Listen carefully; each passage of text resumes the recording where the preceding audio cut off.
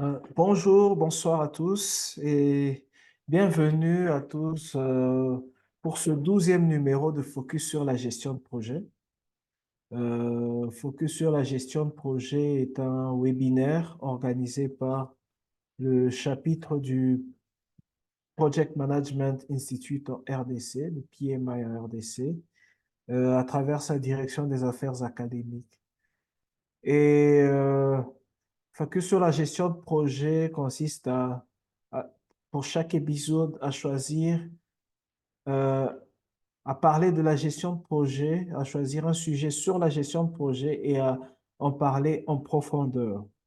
Ce webinaire est diffusé sur la plateforme Zoom et il sera ensuite mis en ligne sur la plateforme, sur la chaîne YouTube du chapitre dans dans les jours qui arrivent. Alors, pour ce 12e numéro qui tombe, au, au- qui tombe au cours du mois de mars, le mois dédié à la lutte des droits des femmes, nous avons exceptionnellement la chance d'avoir, de pouvoir, de pouvoir être formés par Madame Nathalie Kaboué. Bonsoir Nathalie.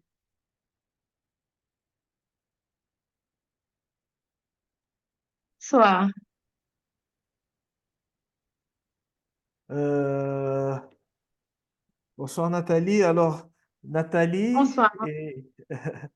merci déjà, merci d'avoir accepté euh, merci d'avoir accepté de te prêter au jeu, de partager ton expérience et surtout et d'avoir dégagé du temps pour partager avec nous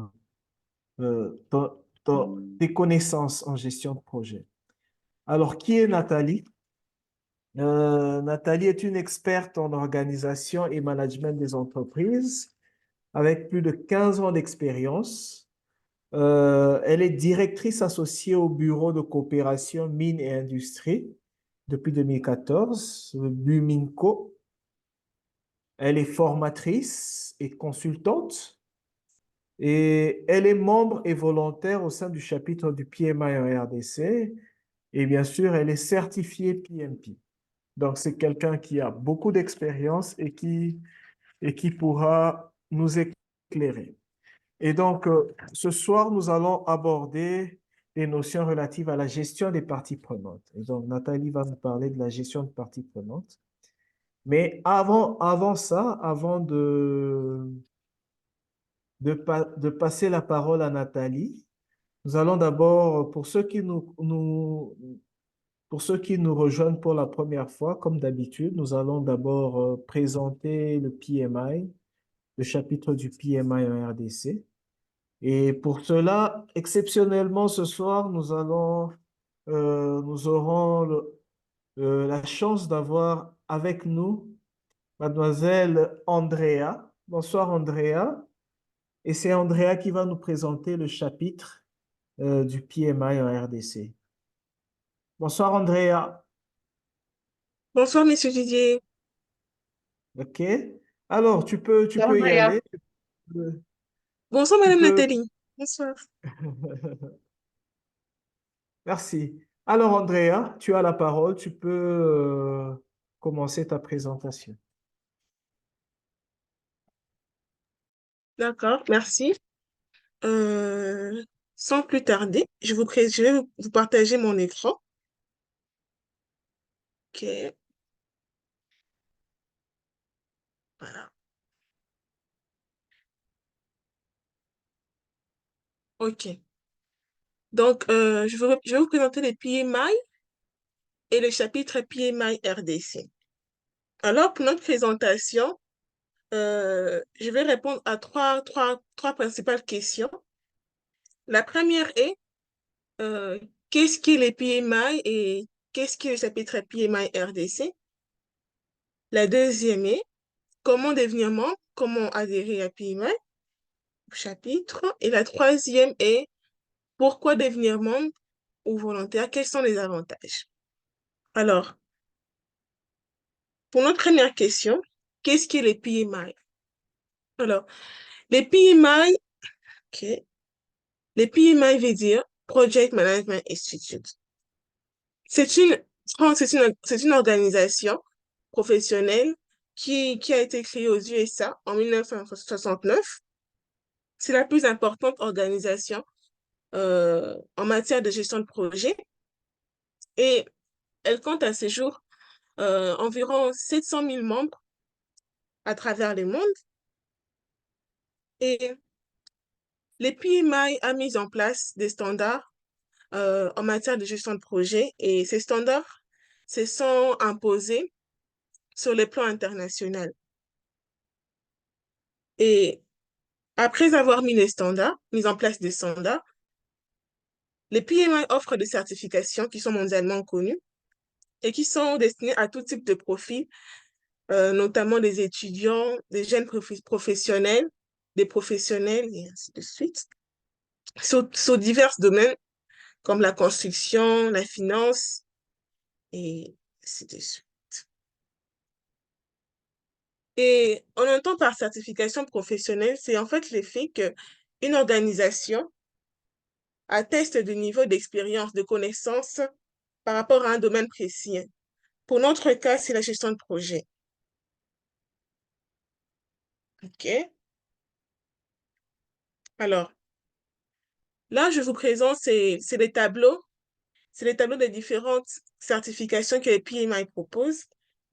Alors, nous commençons par les débutants, donc ceux qui n'ont aucune expérience en matière de gestion de projet, donc qui sont dans la tranche des 0 à 3 ans d'expérience. Et la plus importante de ces certifications, c'est la CMPE, CMPM, qui est une certification vraiment adaptée aux étudiants et aux débutants. Et puis, nous avons aussi une certification pour ceux qui exigent au moins un minimum de 3 ans d'expérience. Et la plus importante est les PMP.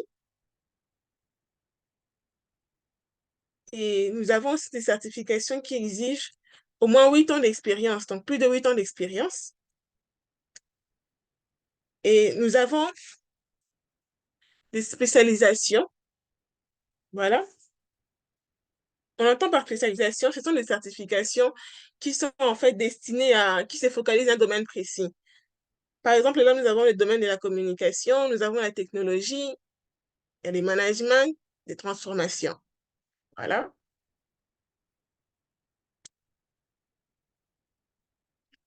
Et comme on l'a dit, en fait, les PMI s'organisent en chapitres.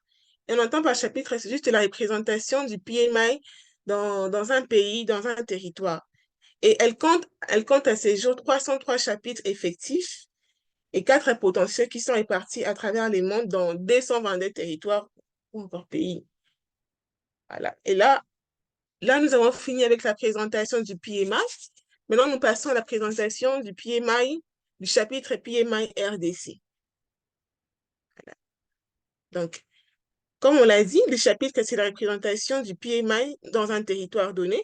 Donc, le chapitre PMI RDC, qui est la représentation du PMI en RDC, existe depuis 2017, depuis juillet 2017, et elle compte parmi ses membres des étudiants et des professionnels qui proviennent de divers secteurs, la construction, les banques, et ainsi de suite.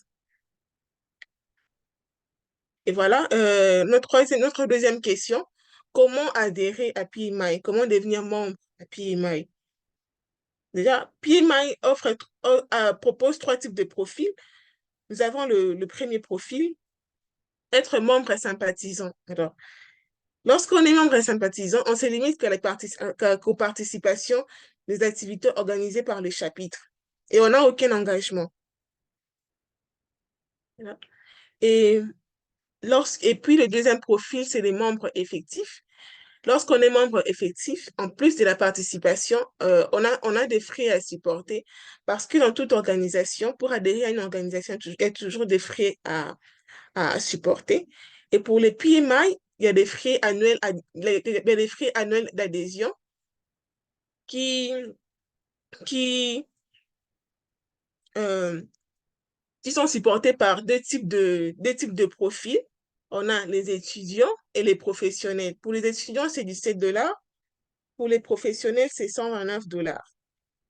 Et puis, il y a les derniers profils qui sont les volontaires. Et on peut être volontaire sans pourtant être membre. Et un volontaire, c'est celui qui met met à la disposition bénévolement à l'organisation. Il donne de son temps et de son expérience pour les bons fonctionnements de l'organisation. Donc, des activités au sein du chapitre. OK? Là, comme dans toute organisation, toute structure, il faut des codes pour un bon fonctionnement. Donc, concernant les PMI, les codes, les codes à respecter, les codes déontologiques et de conduite professionnelle reposent sur 4 valeurs fondamentales. Donc, qui sont notamment la responsabilité, le respect, l'impartialité et l'honnêteté. Voilà. Alors, la dernière question. Pourquoi devenir membre effectif au chapitre, au PMI? Pourquoi être volontaire? Quels sont les avantages? Le premier avantage est que on fera partie d'une communauté locale, d'une communauté au niveau local et au niveau mondial. J'entends par niveau mondial, c'est que les PMI comptent à ce jour 700 membres qui sont répartis à travers 222 pays, à travers les mondes. À travers les mondes. Et puis, quand on parle de local, euh, on a environ 300 membres sympathisants, 140 membres effectifs, on a 10 organisations partenaires, et puis on a 40 volontaires. OK. Voilà. Et le deuxième avantage est que vous bénéficierez gratuitement des ressources du PMI, telles que les ouvrages, des revues de renom, des revues très connues, des articles, des formations, des webinaires tels que celui-ci.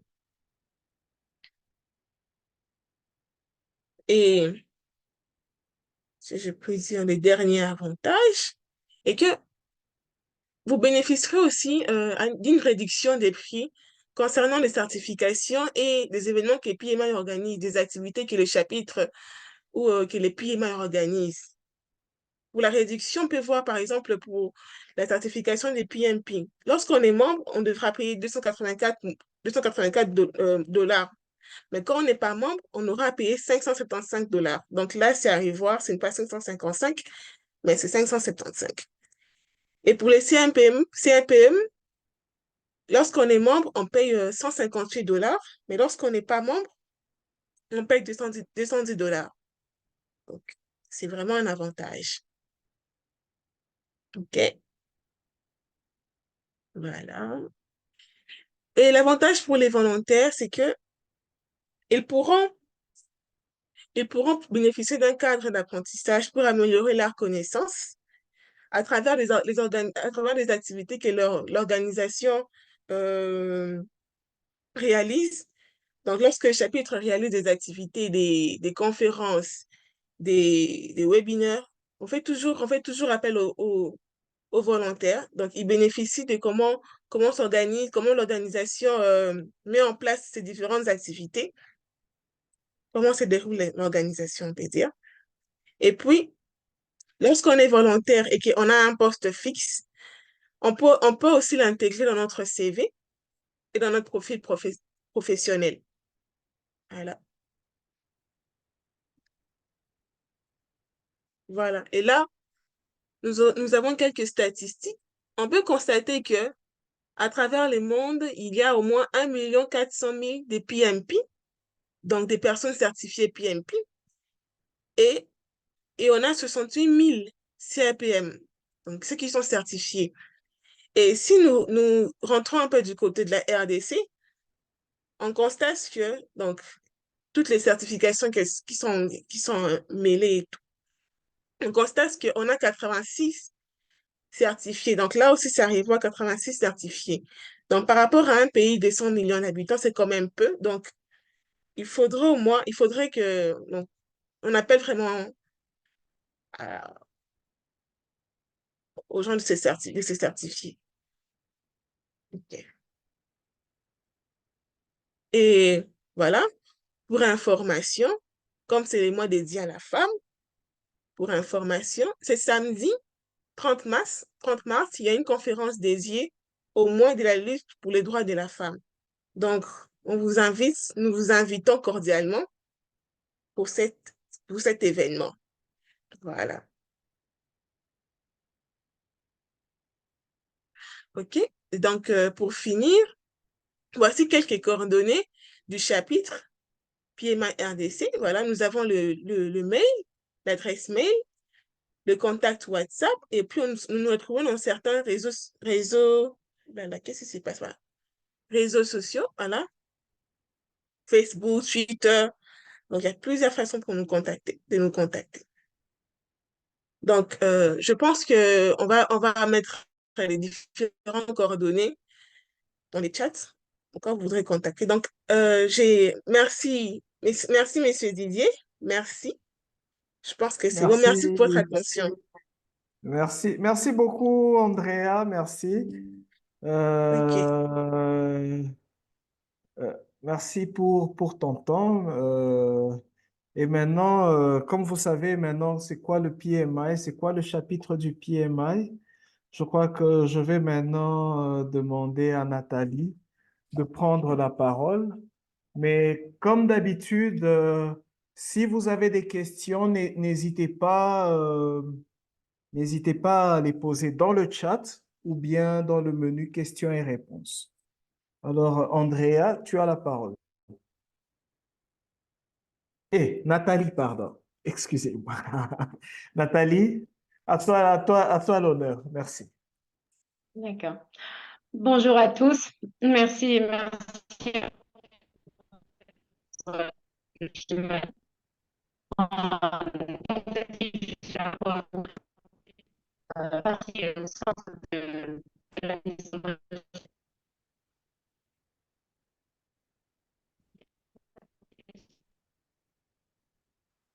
Euh, Et Nathalie, chacune, vous m'entendez? on a un peu du mal à t'entendre. Alors tu Là, peux, ouais, vous là m'entendez c'est, là? Ouais. ouais, là c'est parfait.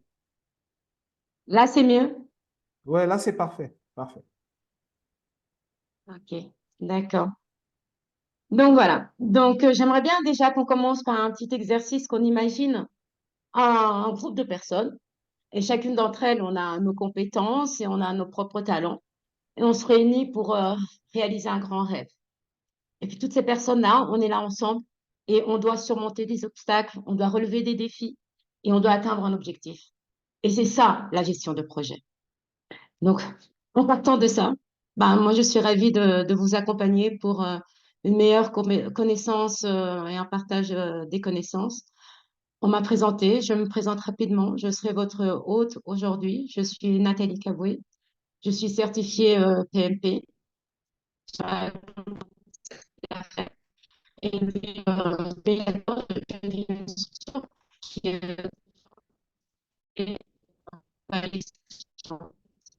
que ce soit au niveau de la salle ou bien même faire du management de transition. Donc, j'ai aussi participé à différents projets dans événementiels, des corporate events de grande envergure. Donc, fort de tout ça, j'espère que nous allons pouvoir naviguer ensemble vis-à-vis de cette gestion des parties prenantes. Du coup, je vous partage en fait mon écran.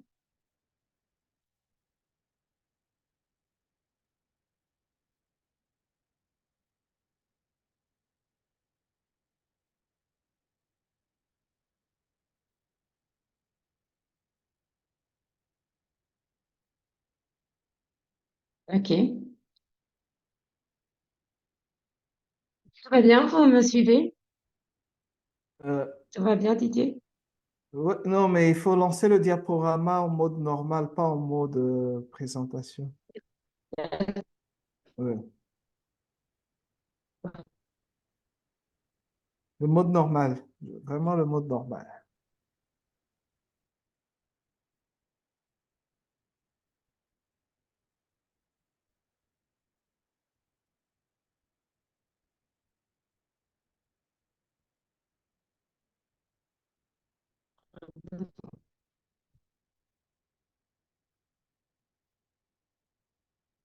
Très bien, donc voilà, on a commencé, comme je dis, donc la gestion des parties prenantes. Donc, nous avons eu une introduction sur le Project Management Institute. Je vous ai parlé un peu de moi et quels sont nos objectifs en fait au niveau de ce webinaire.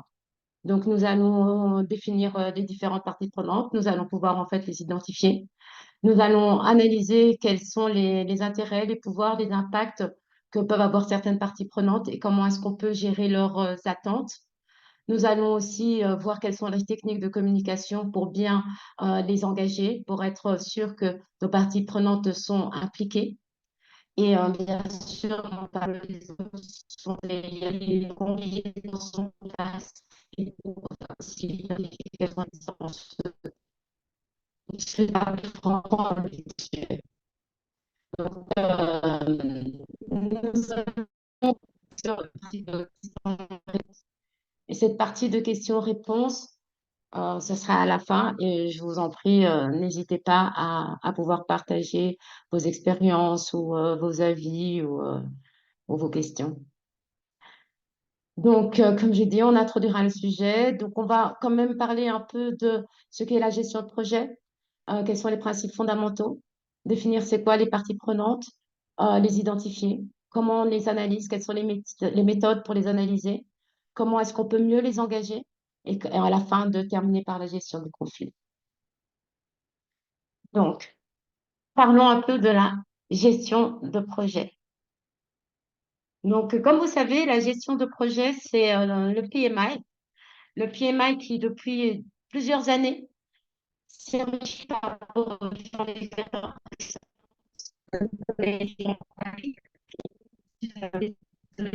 Cette méthodologie permet de suivre tous les projets. Donc, dans il y a différents processus. Donc, on part de la première phase pour parler du cycle de projet.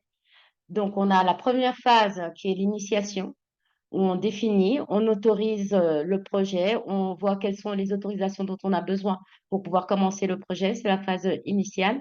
On identifie dans cette phase, on identifie aussi quelles sont les différentes parties prenantes. Et c'est là qu'on définit où est-ce qu'on va, on s'en va dans le projet. La phase suivante, c'est la planification. C'est très important parce que ça permet d'aller de manière détaillée comment on va se dérouler le projet, quelles sont les différentes tâches, les ressources qu'on doit y allouer et aussi le budget, le calendrier et aussi dans les différentes de ça, des fois, c'est le prix, c'est la mise en œuvre du projet qu'on a bien réussi. Et là vient la coordination des équipes, la gestion en fait des différentes ressources et aussi tout ce qui est la phase de communiquer avec les différentes parties prenantes et faire face aussi aux changements. Dès qu'on est dans cette partie-là d'exécution, bien sûr, il faudra passer à la phase de suivi. Donc, on fait un suivi, on fait un contrôle, on suit si ce qu'on avait dit au départ et ce qui se passe dans la réalité, il y a des écarts ou pas. Donc, on essaie de pouvoir voir comment est-ce qu'on va faire des ajustements et de faire des actions correctives afin d'être dans le respect des objectifs.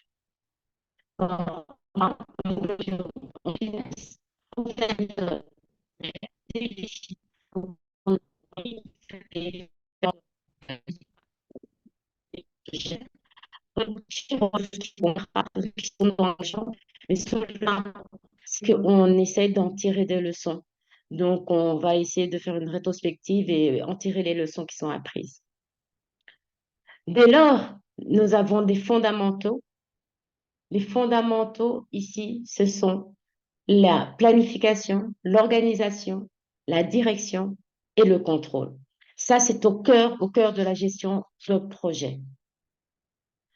Pour la mise en œuvre d'une réussite de la gestion de projet, il faut savoir que l'amélioration, il y a beaucoup d'avantages parce que ça permet d'améliorer la planification et notre organisation. Ça nous permet d'optimiser nos différentes ressources, de diminuer nos coûts. Ça nous permet d'améliorer en fait les risques qui sont afférents à tout projet et d'avoir une meilleure collaboration, une meilleure communication entre les différentes parties. Tout ça, c'est mon objectif et d'abord, succès de dire on a signé la décision.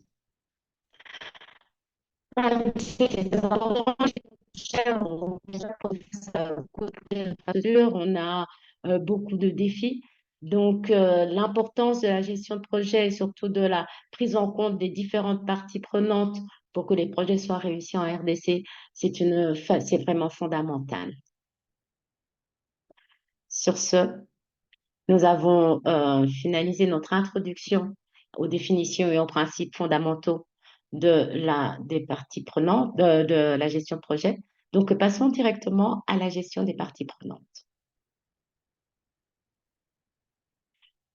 Quand on parle de gestion de parties prenantes, il y a différentes étapes qui sont en fait mises dans la méthodologie. Il faut définir les différentes parties prenantes, il faut savoir qu'est-ce qu'elles sont.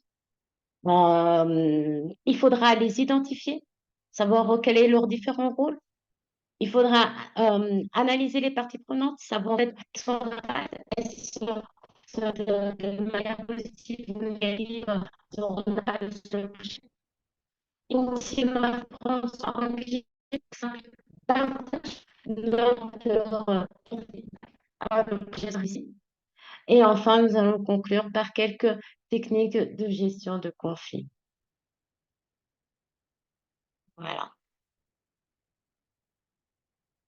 Donc, sans plus tarder, allons à la phase de définition de parties prenantes. Les parties prenantes, c'est vraiment le pilier de la gestion de projet. C'est vraiment au cœur. Et il faut vraiment qu'il soit géré de manière efficace. Pour ça, il y a 5 axes. On va les définir. On va identifier quels sont les individus, quels sont les différents groupes qui impactent le projet et de comprendre quelles sont leurs influences. Ensuite de ça, on va les identifier.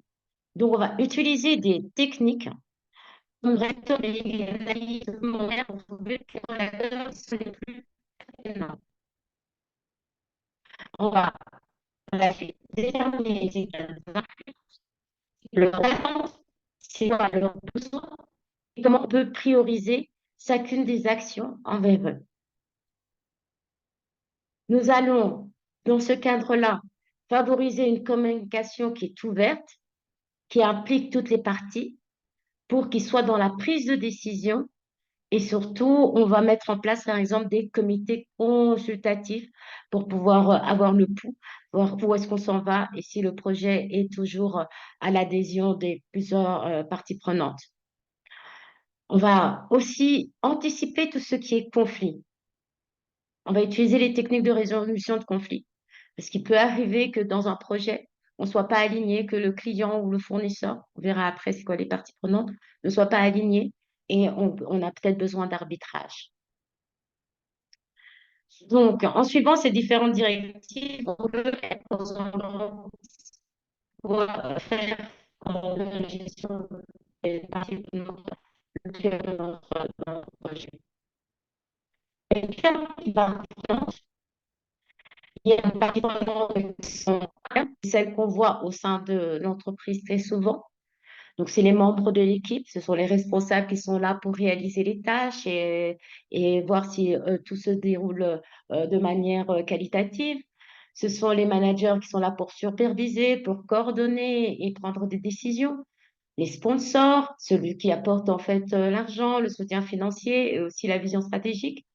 Il y a aussi les actionnaires qui en fait aussi sont dans la contribution financière et influent sur les stratégies.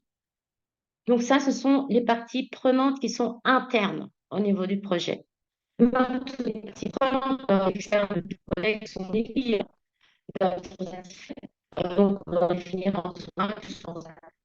Donc les choses qui sont dans le processus, c'est des ressources et que nous, on va les acquérir, qui sont impactés par les délais, par les qualités. On a les autorités qui mettent en place les normes et les réglementations qu'il faut respecter et qui, en fait, peuvent avoir un impact sur le coût de notre projet. Donc, on a aussi les communautés locales, c'est sur les riverains. Quand on fait un projet, par exemple, installé dans une zone rurale, une construction, un hôpital, les riverains, les personnes qui sont de la communauté sont impactées. Donc, il faut regarder c'est quoi les attentes des communautés locales. Il y a aussi tout ce que la concurrence. Le concurrent est bien sûr une partie prenante parce que la concurrence nous permet de nous aligner et d'influer sur notre propre stratégie pour voir si on est vraiment dans les clous. Donc voilà, ça c'est un peu, on peut dire, différentes typologies et différentes.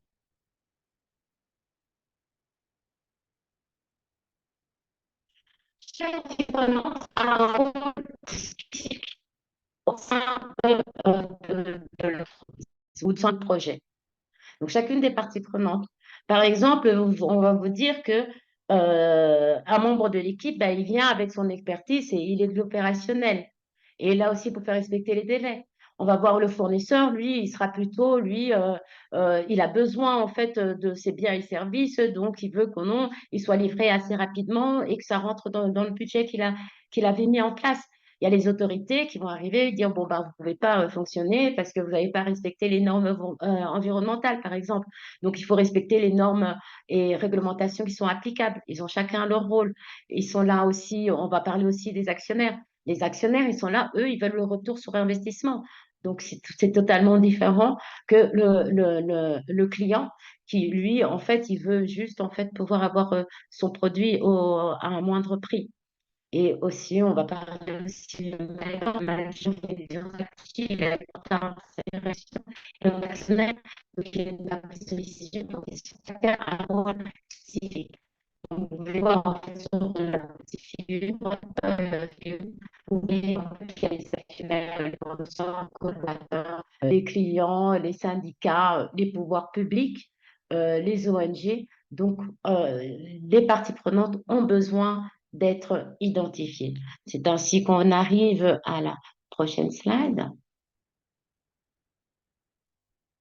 Donc, nous allons parler en fait de ces parties prenantes, mais surtout de leur importance. Comme j'ai dit, les parties prenantes, elles sont là pour être dans la prise de décision. Elles vont nous aider à avoir, par leur expertise, elles vont nous aider à faire des meilleurs choix, des choix stratégiques. Elles vont nous aider à regarder les choses de manière différente, sous un autre angle. Elles vont nous permettre en fait de pouvoir avoir des ressources, de savoir en fait comment est-ce qu'on va pouvoir les allouer, où est-ce qu'on les met, quelles sont les priorités en fonction des objectifs. Elles vont nous apporter un soutien institutionnel, servicique, donc rendre légitime le travail avec le projet qui est mis en place. Donc, la faisabilité, parfois, faire les études de faisabilité d'un projet, et ça va être validé par oui, ils vont nous donner le soutien par rapport à ça, une facilitation administrative, bien sûr. C'est ça, en fait, l'objectif pour de l'État, d'accompagner, en fait, les entreprises, donc les projets qui sont afférents. Il y a le partage d'expertise. C'est sûr que à mettre plusieurs personnes ensemble qui ont des, des, des, des attentes totalement différentes nous permet en fait de partager en fait nos différentes expertises et d'améliorer la conception et la mise en œuvre en fait des projets. Nous sommes aussi dans une phase où, quand les parties prenantes elles sont engagées, ça permettra en fait de mieux adapter, accepter des changements. Ça, on voit souvent quand on a un changement de nouvelle technologie, quand on doit passer à une nouvelle application ou mettre en place un nouveau système d'information. Donc, il y a souvent de la résistance en fait au changement. Mais si les parties prenantes sont impliquées, c'est beaucoup plus simple.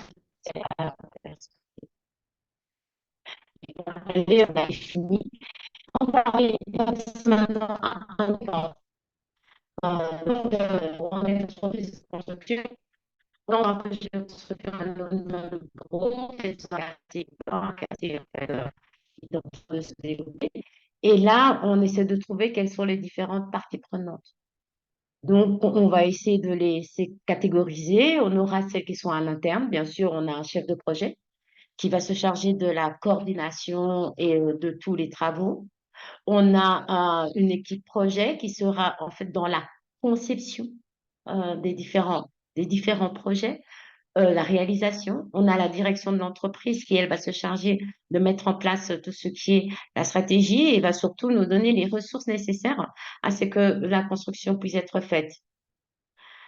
De manière externe, nous avons bien sûr les clients qui vont pouvoir acheter en fait ou bien louer en fait des bureaux. On a différents fournisseurs qui ont un impact sur la qualité et sur le coût, donc les matériaux, les équipements. On a le permis de construire qu'on a reçu en fait des autorités locales et on suit les recommandations, la conformité. On a aussi les réalisateurs qui ont donné le financement pour la projet. Et aujourd'hui, on ne peut pas faire fi à tout ce qui est un rêve de construction sur l'environnement. Dans un mais aussi toutes les personnes qu'on appelle les parties prenantes qui sont clés. Ce sont les personnes qui vont permettre, faire en sorte que le projet puisse vraiment aboutir. Donc, on a tout ce qui est les architectes, bien sûr. On a, pour nous, dans notre cas, on a des locations de bureaux, donc on a des grandes entreprises qu'on aimerait bien qu'elles puissent pouvoir louer le bureau, donc elles sont une partie prenante. Il y a les promoteurs immobiliers qui vont nous permettre en fait de pouvoir commercialiser les différents locaux. Donc, comme vous voyez, les parties prenantes, elles sont variées et multiples et elles ont chacun en fait des différents intérêts qui sont parfois mutuels, puis parfois peuvent être des intérêts qui sont totalement divergents. Ça, nous avons la définition des plantes. Nous avons passé maintenant à de l'identification justement qui est comment est-ce qu'elles interagissent et comment est-ce qu'on pourra les identifier et quels sont les outils qu'on va pouvoir utiliser pour les identifier. Quelles sont les parties prenantes? On comprend, on a les parties prenantes qui sont internes, équipe projet, direction sponsor, et les externes qui sont les clients, les fournisseurs, les partenaires et la communauté. Bon, on les a déjà définis, mais pourquoi est-ce qu'il faut vraiment les identifier? Parce que là, on les a définis, on a dit, bon voilà, c'est telle personne, c'est un client. Mais maintenant, on va aller beaucoup plus en profondeur pour savoir, comprendre quels sont leurs besoins, pour comprendre en fait quelles sont leurs attentes et aussi gérer leur impact, leur influence en fait sur le projet. Ils peuvent avoir un impact négatif ou positif. Donc, on va devoir en fait les gérer. Et là aussi, pour assurer, bien sûr, comme d'habitude, notre objectif en gestion de projet, c'est d'avoir en fait des résultats positifs et que le projet puisse. Donc, je vous incite, oui, que sûrement on va parler de brainstorming, donc donc, ça nous permet de réfléchir ensemble aux différentes parties prenantes qui sont potentielles. Comment ça se passe? Souvent, c'est une réunion, on est dans une équipe et chacun en fait génère en fait des idées. On encourage chacun à pouvoir participer et chacun, il y a pas de limite, donc de pouvoir sortir ce qu'on pense et on utilise un tableau blanc et on capture en fait vraiment, vraiment toutes les idées. C'est le brainstorming. Ensuite, on a l'analyse documentaire. Donc, on va examiner tous les documents qu'on a déjà sur le projet. Souvent, ben, dans la phase d'initiation, mais ça, c'est pour les spécialistes en gestion de projet, on a la charte du projet. Donc là, on définit en fait les différentes inputs qu'il faut mettre en fait dans le projet. Il y a des rapports, il y a des études, tout ça. On va faire une analyse documentaire pour savoir identifier qui sont les parties prenantes dans le projet. On va faire des entrevues, on va discuter avec les acteurs. On va parler des activités de l'environnement, de la réalité, des services publics, donc on va discuter avec les différentes c'est quoi, bien définir c'est quoi leurs différentes attentes. Nous avons aussi une autre technique qui est celle d'observation. L'observation, c'est d'observer quelles sont les interactions avec les différents acteurs du projet. Lors d'une réunion, vous pouvez en fait regarder dans une présentation, dans une séance de travail, vous pouvez voir en fait comment les gens interagissent entre eux. Et puis après, ça nous permet aussi de dire, ouais, mais cette partie prenante-là, je n'avais pas pensé à elle, mais ça serait bien en fait qu'on puisse en fait parler avec elle et peut-être que de parties prenantes juste comme ça, elle deviendrait une partie prenante clé. Donc, on observe aussi la dynamique du groupe, de comment sont les relations avec les gens. Les réseaux sociaux, c'est aussi un bon indicateur parce qu'on peut voir en fait les forums de discussion. On peut voir ce que les gens disent de notre projet. Bon, par exemple, on fait un projet de construction, on fait un peu le mot, on est d'accord, puis on fait des décisions sur un projet. Donc, c'est important d'aller trouver ce qui se passe sur les réseaux sociaux pour voir sur les préoccupations. Et voir aussi si on peut les contacter dans le futur. Et tout ce qui est médias aussi, parce que ça se fait beaucoup en fait sur les réseaux sociaux. Donc, c'est des parties prenantes. Donc, aussi, un autre outil, c'est de visualiser les interactions entre les parties prenantes. Donc, de pouvoir faire une carte qui permet de faire des liaisons entre telle et telle personne pour voir quels sont les liens entre eux. Donc, toutes ces différentes méthodologies nous permettent vraiment de dire, bon, j'ai ma partie prenante, mais cette partie prenante, il faut que je puisse l'identifier, savoir qu'est-ce qu'elle en est. Je dois comprendre c'est quoi ses intérêts. Et nous arrivons donc dans cette phase-là où on va faire leur cartographie. Cartographier, en fait, les parties prenantes, c'est utiliser des outils. On a des outils qui sont à notre disposition. Donc là, je peux vous donner quelques-uns des outils qui sont pertinents pour maximiser vos chances de relation avec les parties prenantes. Donc, il y a la matrice pouvoir et intérêt. Donc, il nous permet de prioriser en fait c'est quoi les efforts. Il y a la méthode de silence et il y a la méthode il y a le tableau de répartition. Et c'est comment? La matrice de pouvoir et déterminer le pouvoir et les intérêts des parties prenantes, c'est assez important parce que ça permet de voir quelle est l'influence de chacune des personnes dans le projet. Donc là, je vous ai présenté juste quelques cartographies, mais on va rentrer dans le vif du sujet quand on va faire l'analyse des parties prenantes. Donc, nous allons déterminer le pouvoir et l'intérêt de chacune de nos parties prenantes. Le pouvoir, c'est la capacité du partie prenante à influencer le projet de leur réalisation. On va évaluer ça, comment est-ce qu'on évalue le pouvoir et l'intérêt. On va voir en fait quelles sont les ressources dont on dispose. On va les évaluer, voir le financement, quelles sont notre expertise. Donc ça, c'est de manière tangible et de manière intangible, on va voir c'est quoi en fait notre réputation. On va voir c'est quoi la position hiérarchique de la partie prenante. On va analyser quels sont son rôle et son influence dans l'organisation. Donc, ça peut être en fait le directeur général ou bien ça peut être le directeur financier. Donc, chacun voir c'est quoi leur position hiérarchique et quel est le pouvoir qu'ils ont au sein du projet. Vraiment au sein du projet. Hein. Ensuite, la capacité de la partie prenante à mobiliser d'autres parties prenantes. Donc, c'est son influence. C'est est-ce qu'il peut influencer, rallier d'autres gens en disant ils sont pas problème, il faut rien. En fait, c'est ça dit pouvoir. C'est une notion qu'on connaît, et c'est le moment en fait de la prendre pour influencer sur le projet. Ensuite de ça, nous avons bien sûr, nous avons l'intérêt et l'importance du projet. L'intérêt et l'importance du projet ou l'organisation, c'est que qu'est-ce que la partie prenante considère comme important, non important. Donc, on va évaluer quel est son impact. Si son impact, il est direct ou s'il est indirect, en fait, sur le projet. Quelle est son application? Quel est son investissement? Quels sont les risques et opportunités que la partie prenante, en fait, dans le projet, elle présente? Et quelles sont ses préoccupations et quelles sont ses différentes attentes?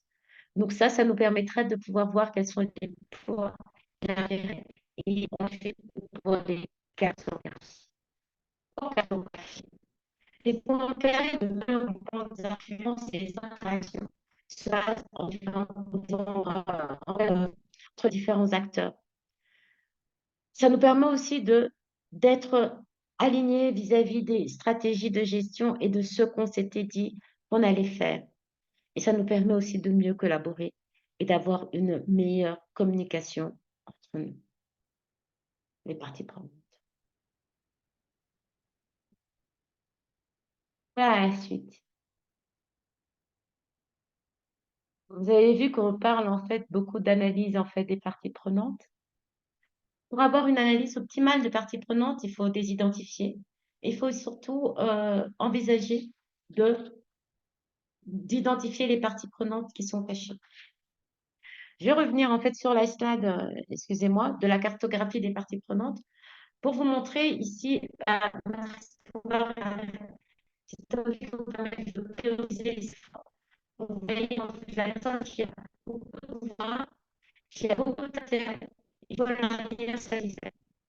La personne en fait qui a peu de pouvoir et beaucoup d'intérêt, il faut le closing, il faut le monitorer, le surveiller en fait très proche, de manière très proche. Il faut aussi visualiser quel est chacun des pouvoirs dans les parties prenantes. Donc, c'est ce qui nous permet de faire cette matrice de pouvoir et d'intérêt. On a dit qu'on devait voir les interactions des différentes parties prenantes. Donc, il y a aussi la méthode de silence qui permet d'identifier quels sont les acteurs stratégiques, ceux qui ont du pouvoir, ceux qui sont légitimes, ceux qui sont dans l'urgence ou qui n'ont pas le temps d'attendre qu'on leur donne une réponse, qui veulent immédiatement savoir ce qu'il en est. Donc, on a les dominants, les dangereux, les discrétionnaires. Donc ça, c'est plutôt quand vous allez être plus à fond dans la gestion de projet. Et on a aussi un autre qu'on a le tableau de répartition, donc qui nous permet de visualiser quelles sont les attitudes, leur rôle, leur intérêt et les attentes. Voilà. Donc c'est ça que je parlais. Pourquoi est-ce que nous devons cartographier nos différentes parties prenantes?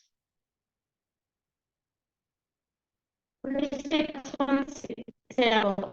Donc, on a les on veut dire,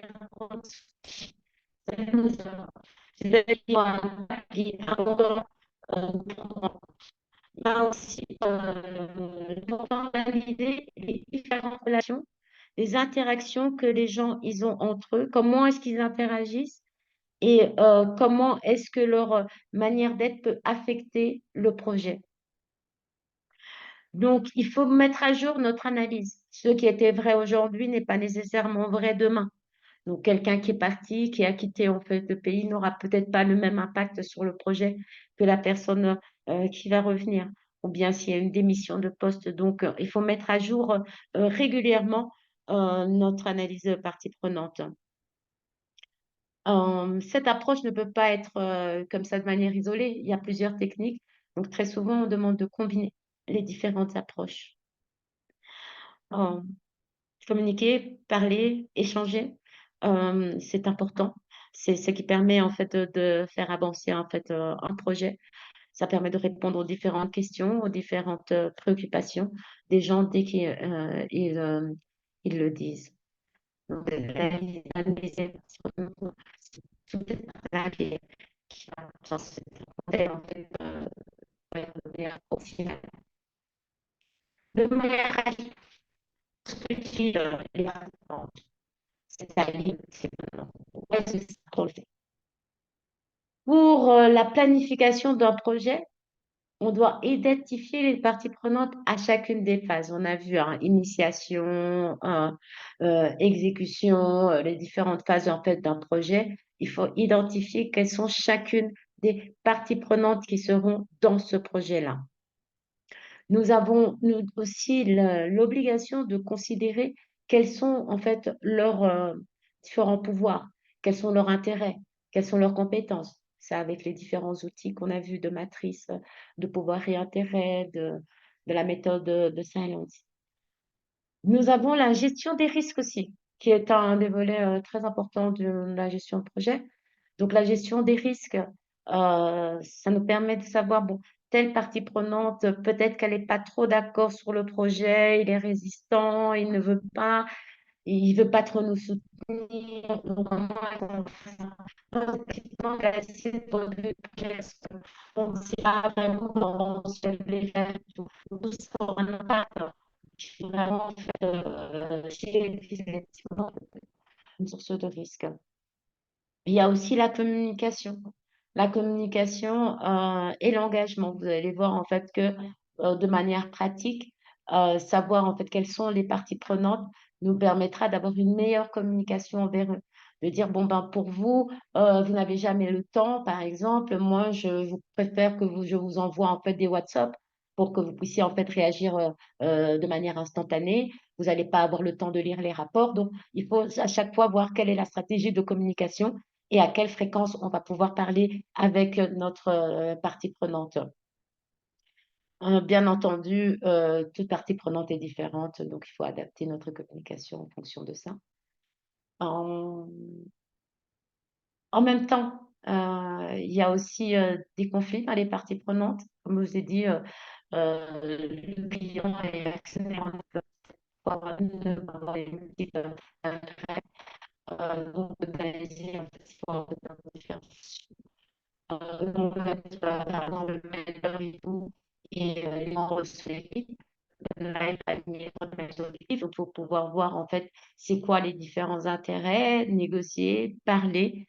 On verra ça dans la résolution de conflits.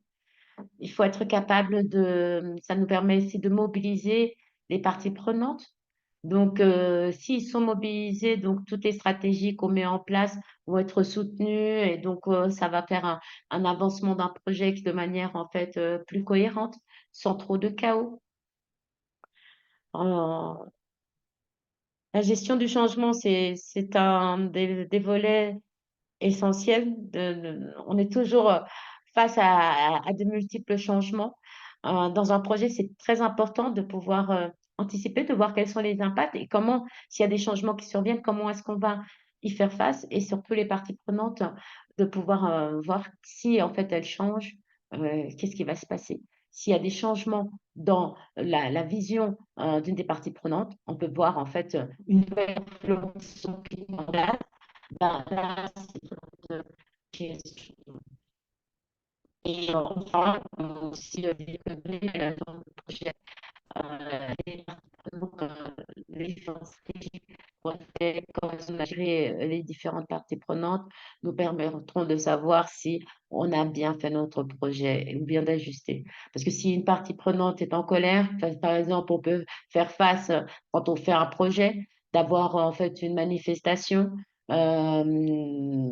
Donc, comment est-ce qu'on y a fait face, comment est-ce qu'on y a ajusté. Donc ça nous permettra d'évaluer comment est-ce qu'on a fait notre stratégie de gestion de parties prenantes. Donc, pour conclure, à chaque cycle de vie du projet, doit faire face en fait à gérer des parties prenantes. Donc, il faut être capable de les gérer.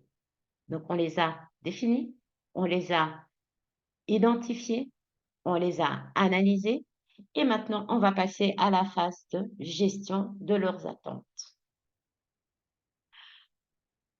La gestion des attentes des parties prenantes, comment est-ce qu'elle va se faire on va utiliser différentes stratégies. Par son client, envoyé un partenaire de temps, ils ont un impact sur le développement de notre projet. Donc, les mots qui reviennent souvent, vous allez voir intérêt, si on dit tout le temps, mais tout ce qui est impact, intérêt, pouvoir, influence, ce sont des termes que vous allez souvent voir dans la gestion en fait des parties prenantes. Et là, on va aller au niveau des attentes. Comment est-ce qu'on gère les attentes des parties prenantes? On va utiliser des stratégies. Je vous ai dit, le PMP, c'est de la méthodologie. Donc, il y a des stratégies. Pour pouvoir gérer les parties prenantes, on peut avoir des stratégies, les stratégies clés qui sont comme maintenir une communication qui est transparente et qui est ouverte tout au long du projet. Donc, on va organiser des réunions de manière régulière. On va essayer de publier des rapports pour pouvoir parler des défis qu'on a rencontrés, des décisions qu'on a prises. On va pouvoir, en fait, publier des rapports projets pour que chacun, en fait, puisse avoir parlé de la même chose. Donc, mettre en place un système de gestion des questions, les questions que vous allez mettre à attendre, voir si vous avez plus de chefs ou pour faire les différentes questions. On va utiliser tout ce qui est algo de distribution d'informations, donc que ce soit les emails ou bien même des newsletters sur un projet quand c'est sur plusieurs années. Nous devons bien entendu répondre aux questions et aux préoccupations des parties prenantes. Pour un bon chef de projet est censé en fait répondre aux questions. Il doit écouter de manière attentive et il doit essayer de répondre de manière proactive. Donc, ça veut dire répondre de manière assez instantanée, assez rapidement, pour ne pas laisser dans le flou la partie prenante. Et aussi, la volonté de mettre en place un système de suivi nous permettra d'être plus au fait et de fournir des réponses claires et concises et opportunes à nos différentes parties prenantes par rapport à leurs préoccupations. Et d'être en dialogue qui sont clairs pour les deux. Afin de négociation, stratégie, je disais, c'est de négocier avec eux. On va chercher en fait ce qui est des compromis. On va dire oui, il faut qu'on ait des mutual understanding. Donc, on ait en fait des solutions qui soient acceptables et satisfaisantes en fait pour tous. Ça, c'est souvent quand il y a des changements qui ont lieu, donc on doit faire face à des négociations.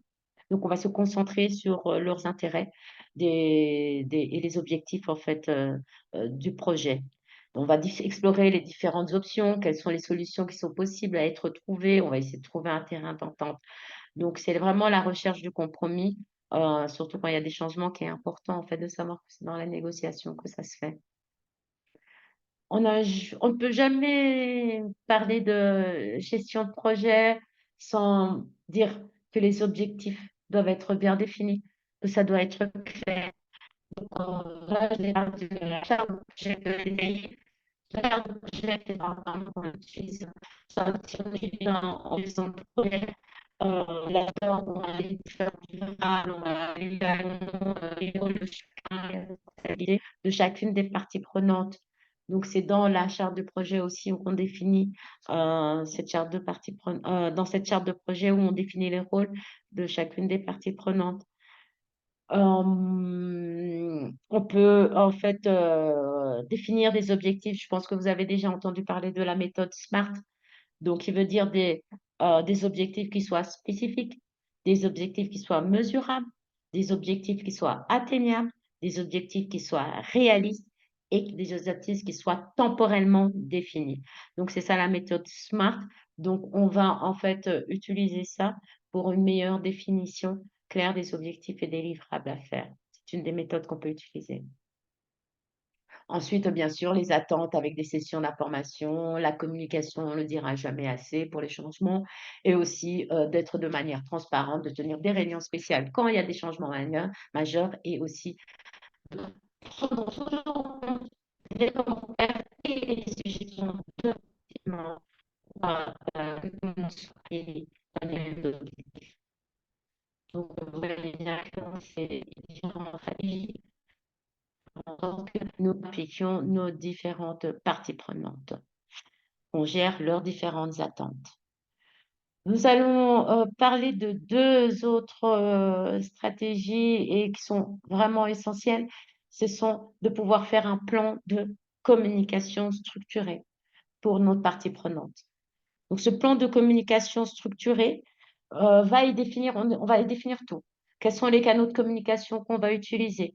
Donc, on identifie les besoins et les canaux de communication, comme vous voyez en fait sur la figure.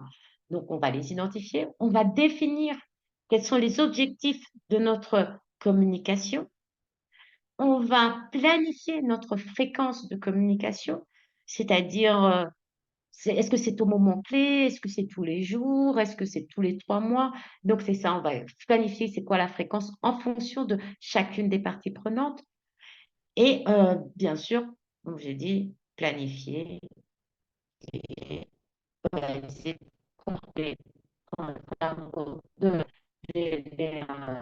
de gestion de projet, une base aussi d'évaluation de la logique de notre communication. Un autre outil, un autre document qu'on utilise, ce sont les documents qu'on utilise beaucoup pour la gestion des parties prenantes, c'est le registre des parties prenantes.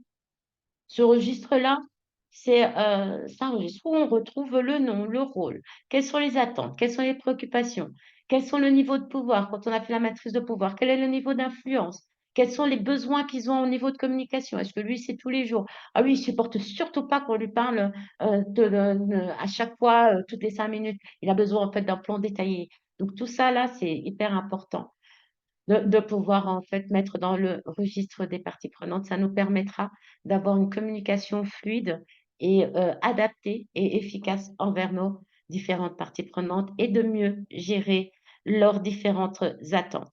Donc, pour résumer, la gestion efficace d'une partie prenante doit tenir compte en fait de nos stratégies telles que la communication et aussi la prise en compte leurs attentes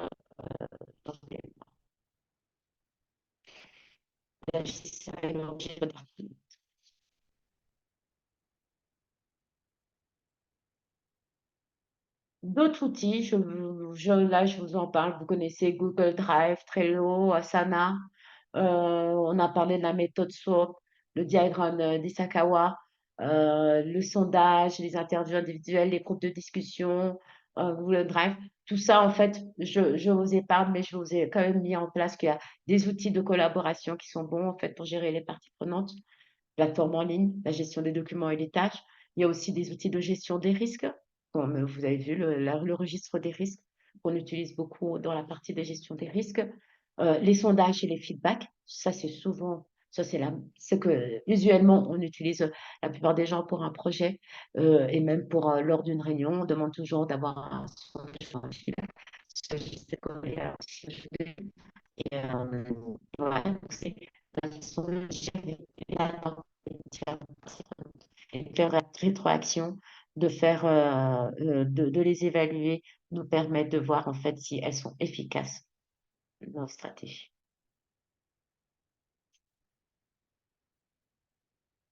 Nous sommes arrivés maintenant au stade où nos parties prenantes, on les connaît, on les a identifiées, on les a analysées, on les a répertoriées. C'est bien beau, mais qu'est-ce qu'on fait? Qu'est-ce qu'on fait d'elles? Il faut continuer à les engager. Et qu'elles soient clients, que ce soit partenaires ou d'autres, ils sont toujours des acteurs clés qui sont importants dans le déroulement de notre projet. Quelles sont les étapes pour les engager? Donc, on va les identifier, les cartographier. On va définir la stratégie de communication. On va mettre en place les différents cadres de communication. On va organiser les réunions des participants. On va résoudre les conflits de manière constructive. Donc, reprenons la première partie. Donc, identifier et cartographier les parties prenantes. Ça nous dit quoi? Identifier les parties prenantes dans un projet, c'est qu'ils soient internes ou qu'ils soient externes, nous permettent de comprendre c'est quoi leurs intérêts, c'est quoi leurs attentes, leur niveau de pouvoir et niveau d'influence. Et ça va tout à chaque fois revenir. Pouvoir, niveau d'influence, préoccupation, attente. Là, maintenant, on est dans l'engagement. Dans cet engagement-là, et on doit les connaître. Donc, on va utiliser la cartographie qu'on a déjà mise en place.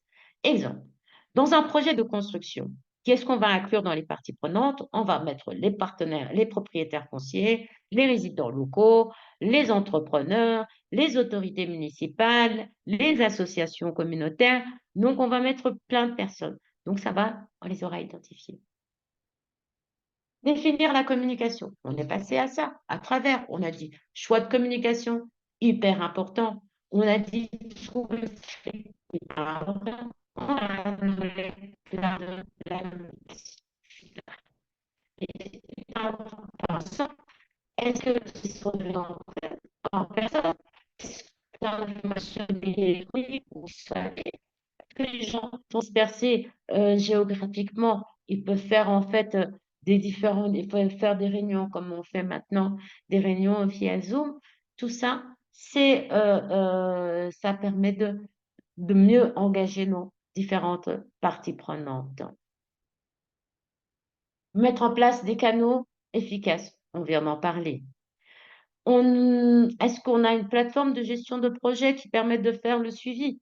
Ça, c'est aussi un outil qui nous permet d'être bien, d'être aligné vis-à-vis de chacune des étapes, de dire, bon, aujourd'hui, on en est là dans le projet, demain, on en sera où? Ça nous permet en fait de savoir où est-ce qu'on en est. D'organiser des réunions et des ateliers participatifs. Ce qu'on veut dire, c'est que parfois, en fait, il faut engager. Vous pouvez avoir un exemple, si on va dans une zone rurale, implanter un hôpital, on va faire des réunions avec les gens qui sont dans le village pour leur dire, bon, voilà, on vient s'installer, on vient mettre un hôpital. Donc, on va faire des ateliers participatifs pour expliquer ce qui va passer. C'est ça, c'est comment on peut pouvoir faire. Et aussi, en fait, pour voir la condition dans chaque projet.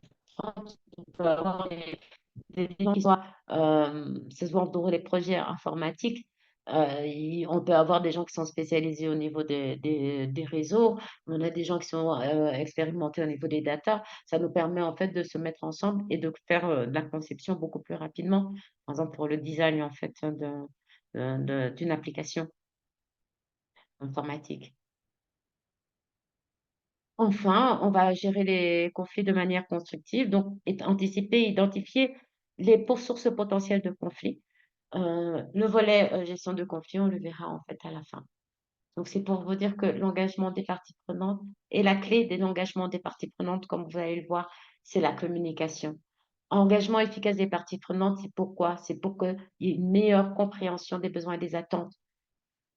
Anticipation et la gestion des risques potentiels, c'est de que les gens soient dans un environnement favorable à la collaboration, les soutiens par engagement, c'est de pouvoir avoir une satisfaction des départements et qu'ils soient comptés dans les budget, qu'on améliore la communication et la coordination. Donc, voilà. Sur ce, nous allons du coup passer à nos différentes stratégies de communication envers les parties prenantes. Bon, la stratégie de communication vers les parties prenantes, comme je l'ai dit, c'est le message. Le message est important. Comment est-ce qu'on l'adapte?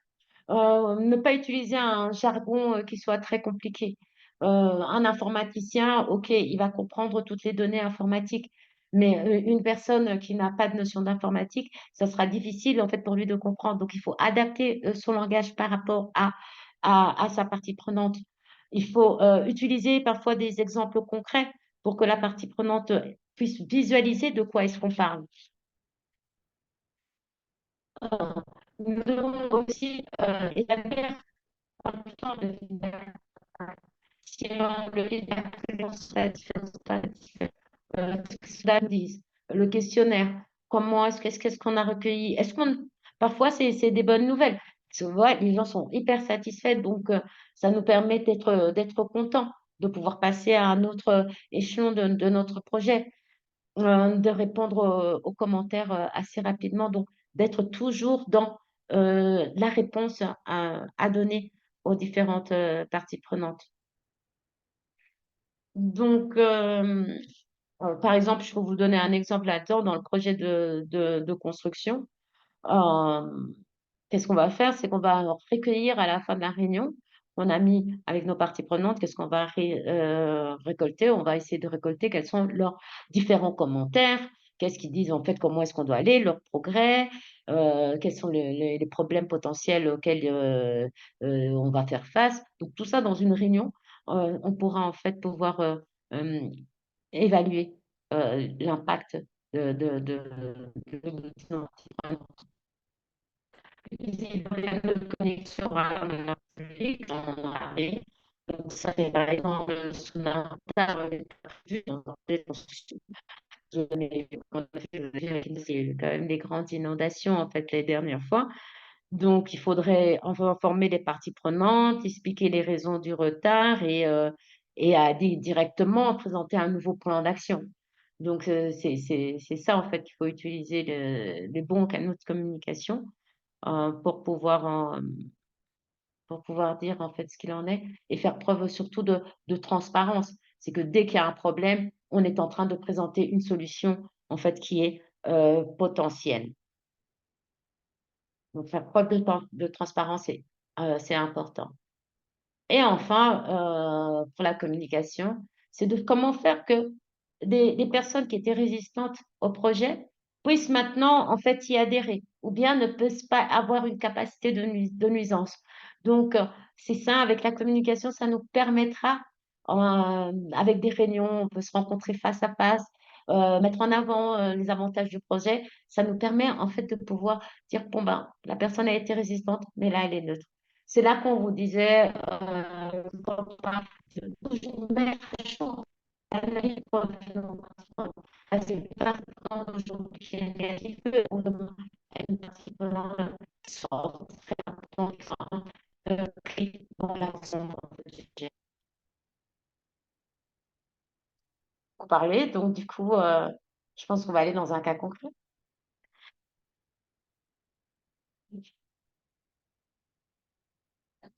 Donc, j'aime bien les projets de construction, parce que je pense que ça rassemble la plupart de ce dont on parle sur les parties prenantes et sont des projets d'envergure. Mais ça peut être le projet de construction d'une maison. Là, j'ai pris comme exemple le projet d'une construction d'une nouvelle route. Donc, prenons cet exemple. Et on dit que les parties prenantes clés, ça peut être le gouvernement, les entreprises de construction, les riverains, les associations environnementales. Pour ce projet de construction, on nous dit qu'il est important de communiquer avec les riverains, on les informe des progrès, l'avancement des travaux. Parfois, il est nécessaire de négocier avec les entreprises de construction pour trouver des solutions et minimiser l'impact environnemental du projet. Donc, voilà le cas dont le cas figure. Les gens informent désormais le pouvoir et l'intérêt des participants.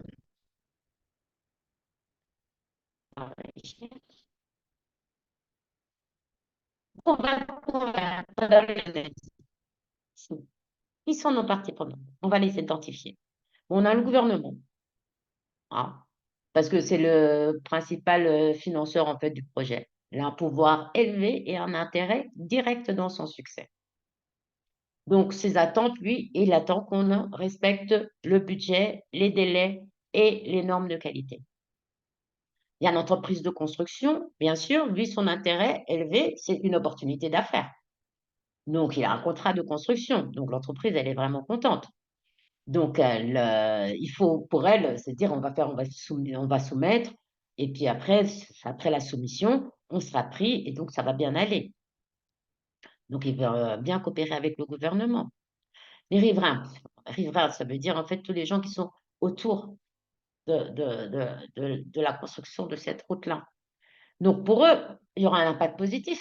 Ça sera une meilleure accessibilité. Mais en même temps, il y aura du bruit, il y aura la pollution, ça va durer combien de temps? On devra les faire contourner, donc l'accès de l'horizon sera compliqué.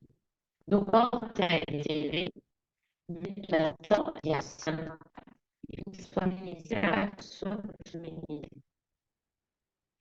On va donner un autre exemple et tout. Les associations environnementales, c'est sûr qu'aujourd'hui, ne pas prendre cette partie prenante en compte quand on fait un projet, bah, il est fort possible que le projet de la construction de la nouvelle route, ça arrive, c'est dans une réserve forestière ça doit passer à travers. Mais c'est sûr que non, là, il y aura un problème, il y aura toutes les associations et qui vont parler et il y aura des pétitions là-dessus. Donc, il faudra en fait gérer en fait ces parties prenantes. Donc, tout ça là, c'est important de déterminer le pouvoir et l'intérêt de nos différentes parties prenantes. Dans la gestion des attentes, dans ce cas précis, c'est le chef de projet il va élaborer quoi? On va dire un plan de communication, gestion des attentes. Ça veut dire communication. Il va établir un plan de communication pour informer toutes les parties prenantes de ce qui se passe dans le projet. Quels sont les différents progrès qu'il y a eu, les changements de calendrier, les décisions importantes qui sont prises. Et dans son plan de communication, qu'il y aura des réunions régulières, il y aura des échanges qui sont faits soit par SMS, soit sur la plateforme logicielle, sur le projet. Les rapports qui sont publiés, les rapports matériels qui peuvent être publiés.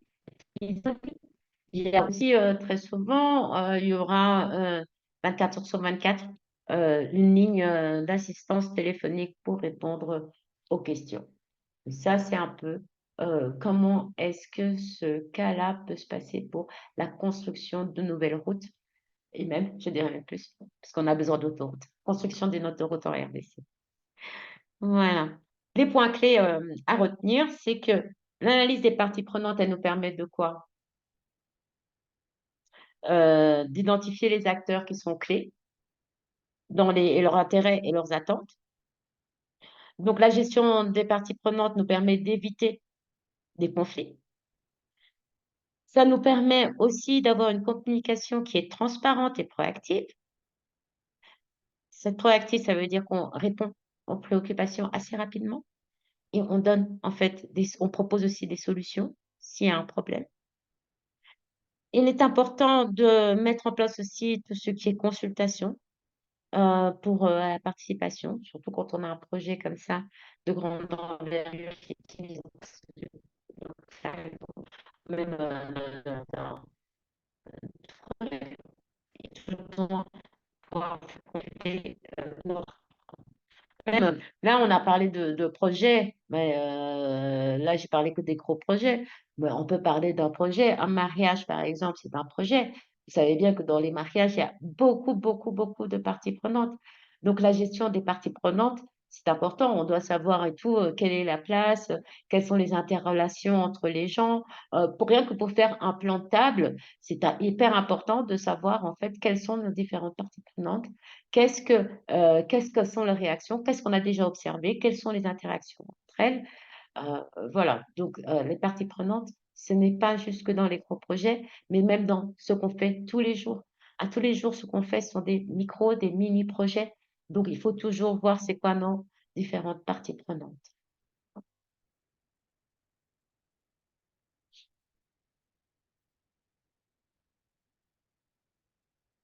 C'est le stade de la gestion des conflits.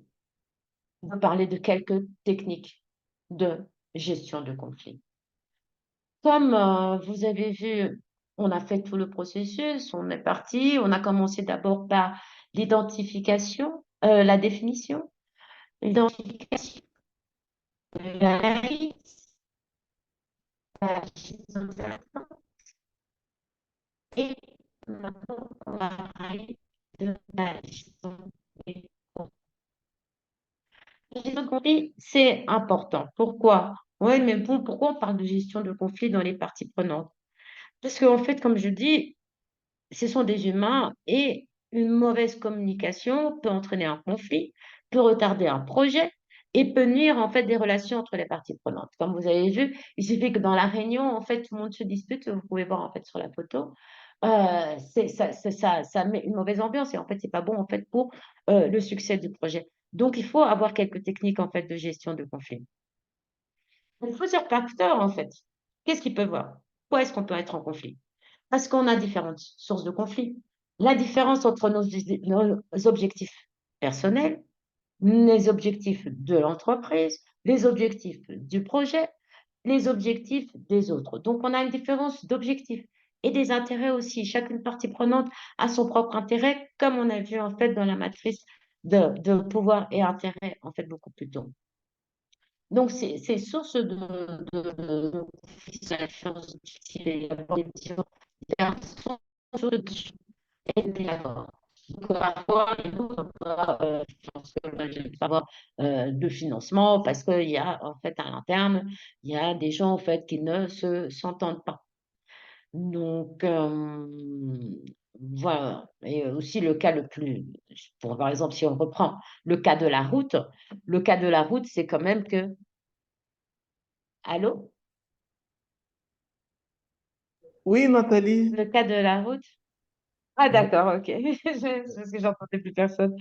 Ok, Parfait. donc je reprends mon propos. Donc, dans un projet de développement urbain, le cas de la route et tout ça, il y a les promoteurs immobiliers qui peuvent, eux, dire qu'on va privilégier dans les concours, les grandes routes, qu'on va en fait surveiller si vous êtes le machine pour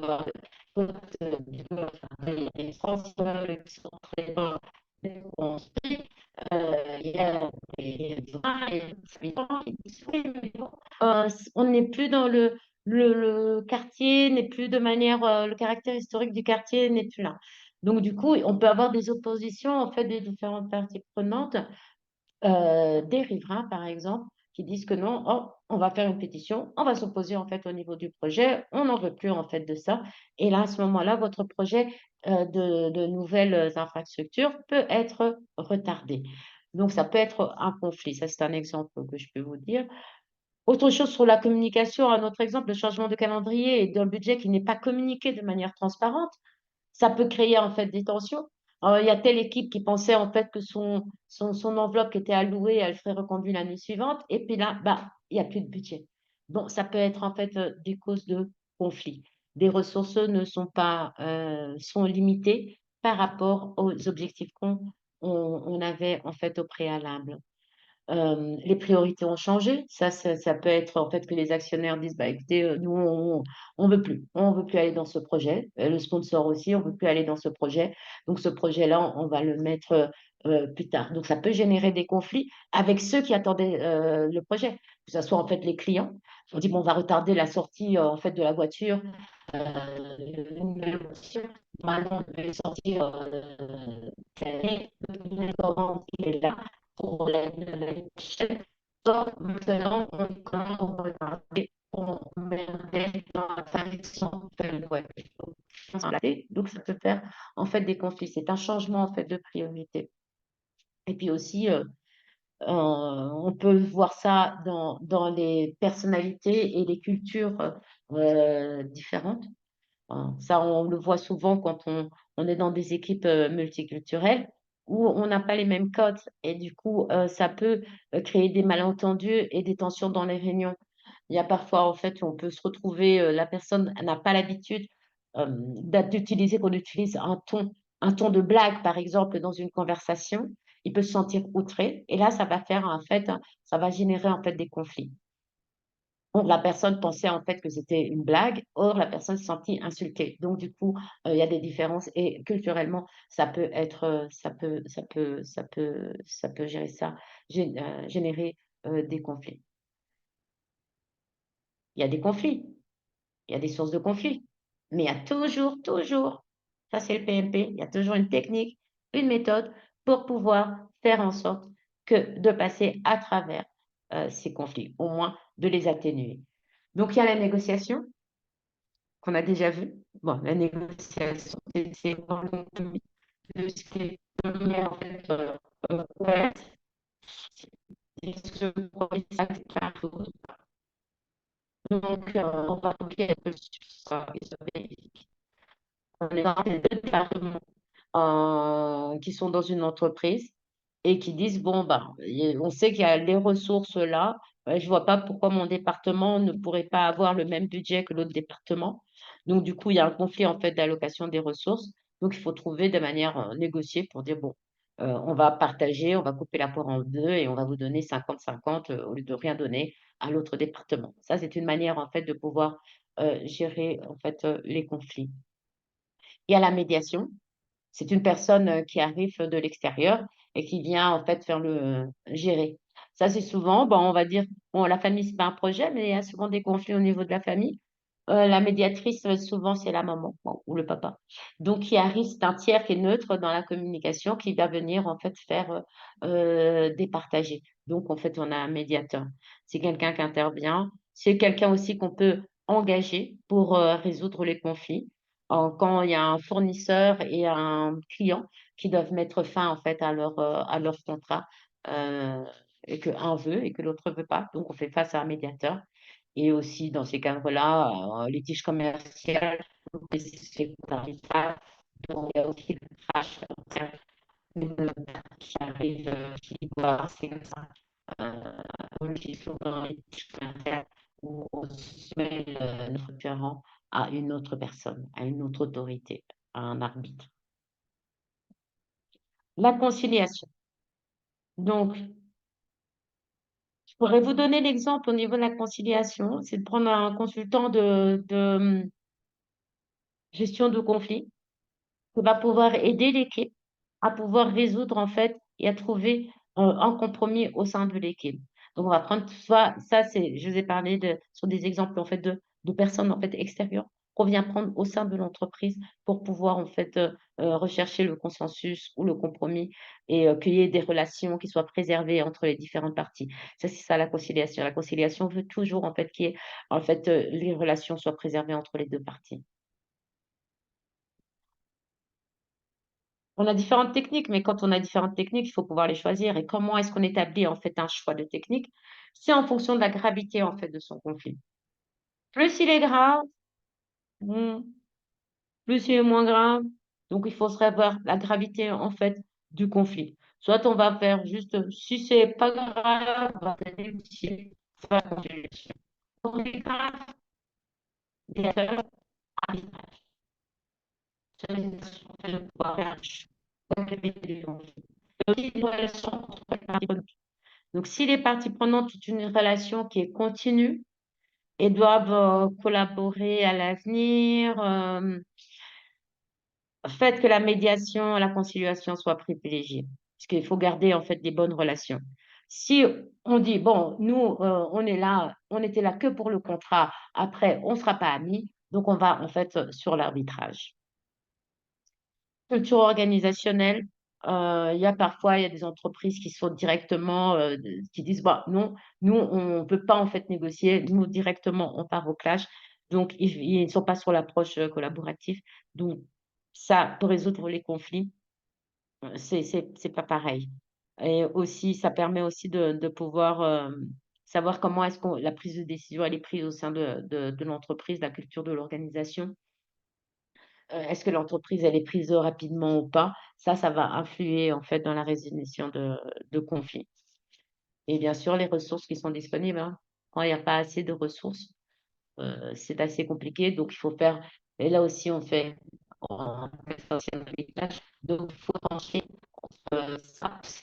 Donc, est-ce que ça, c'est est-ce qu'on va pas, puis on pourra prendre certaines mesures et certaines décisions en fonction de contraintes. Donc, on va choisir en fonction des ressources. Ça nous permet en fait de dire, bon, s'il n'y a pas les ressources, ben, ça permet d'expliquer pourquoi il n'y a pas de conflit, pourquoi la chose se passe. Et ça va diminuer les sources de frustration, donc emmener les gens à être en position conflictuelle. Pour conclure, en gérant efficacement en fait ces parties prenantes, qu'est-ce qu'on favorise? Une meilleure collaboration. On minimise en fait les retards qu'on peut pouvoir avoir dans certains projets et on va directement vers la réussite en fait du projet. Beaucoup de notions. Allons vers un cas pratique. Nous devons en fait construire un centre de santé. Nous avons mis en place différentes techniques. On a analysé, on a fait le registre des parties prenantes, on a fait notre plan de communication, on a fait plein de choses. Donc là, on est en train, on progresse sur le projet. pour la construction de ce centre communautaire, il faut que nous puissions identifier, vérifier, gérer. Ainsi,